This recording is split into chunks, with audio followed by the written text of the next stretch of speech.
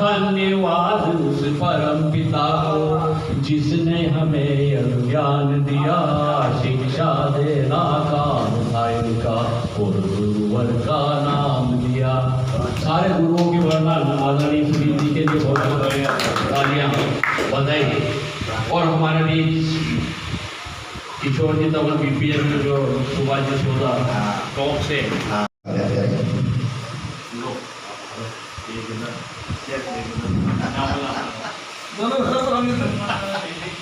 माँ शारदे की कृपा इस तरह से हम साहित्यकारों पर रहती है, गीतकारों पर रहती है, वैसे ही पत्रकार भी वर्तमान में इसका एक स्वरूप है कि बुद्धि बिना रूप धन वैभव बेकार है, बुद्धि बिना रूप धन वैभव बेकार है, और नीति बिना बलवान की भी होती हार है, नीति बिना बलवान की भी होती हार है।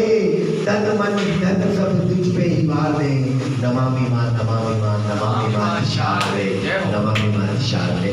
तो हमारे एक तरह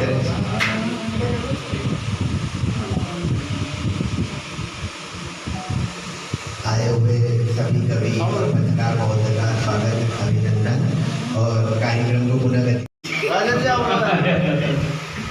आकाशवाणी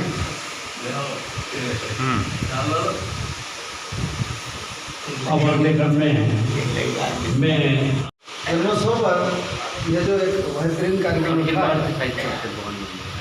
अखिल भारतीय साहित्य तो बहुत बहुत आप सभी का आभार।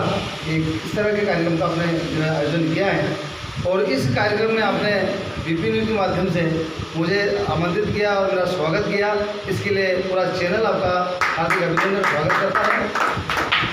मैं आज के दिन बताना चाहूँगा, महर्षि वाल्मीकि जी को वैसे आप सब शिक्षाविद हैं, सभी को जानकारी है कि आद्य कवि के नाम से जाने जाते हैं।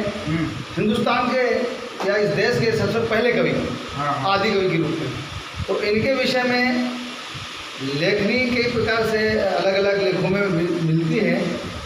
हर जो किताब में है थोड़ा चेंज खोल करके उसमें लिखा गया है, लेकिन हम इतना जरूर चाहेंगे कि चाहे पुराना जो काल था, परिस्थिति थी, वो कैसी भी रही हो, लेकिन इस देश के एक अच्छे कवि थे, बहुत बड़े कवि थे, और उन्होंने उस काल में लिखा जब कलम शायद मौजूद नहीं थी, है ना। तो उस समय की दौर की जो उनकी जो रचना थी भगवान राम के विषय में, उनके जन्मोत्सव के विषय में एक बेहतरीन कविता थी, एक बेहतरीन लेखनी थी। वैसे भविष्य के ऊपर थी, सारा जो लेखन था उनका भविष्य के ऊपर था, नहीं वर्तमान के ऊपर।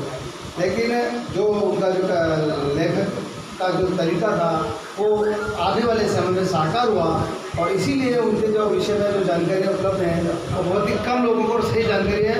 लेकिन आप सभी को पता है कि ये एक जो उनका जो बचपन का जो समय था, कालखंड था, वह कुछ अव्यवस्थित लोगों के बीच में रहा होगा, या जो शिकार करते थे, शोषण करते थे, या लूटपाट करते थे, ऐसे लोगों के बीच में रहा होगा।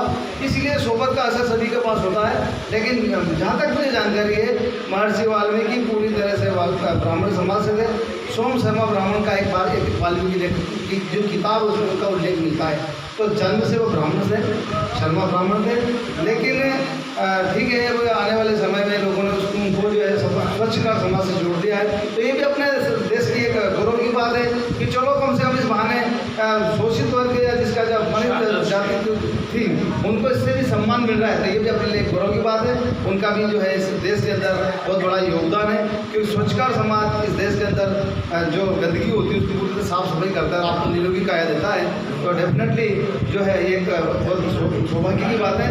और इस मंच के माध्यम से मुझे याद किया और मुझे यहाँ सम्मान दिया, इसलिए आप सभी का आभार, धन्यवाद। अगर स्वच्छता पे ध्यान नहीं दे तो महामारी से पूरा भारत का विनाश हो सकता है। उनका बहुत बहुत आभार वाल्मीकि समाज का, इसलिए हम जयंती मना रहे हैं क्योंकि उन्होंने स्वच्छता देकर हमें निरोग किया है और हमारी कौम को जीवित रखा है। उनका बहुत बहुत आभार, धन्यवाद। दूसरा, वैश्य व्यापार करते हैं जो वणिक, वो पूरे समाज में वस्तु विनिमय, मुद्रा विनिमय के माध्यम से व्यापार चलाते हैं। जो सेना में भर्ती होने के वीर बहादुर जाबाज लोग थे वो क्षत्रिय कहलाए।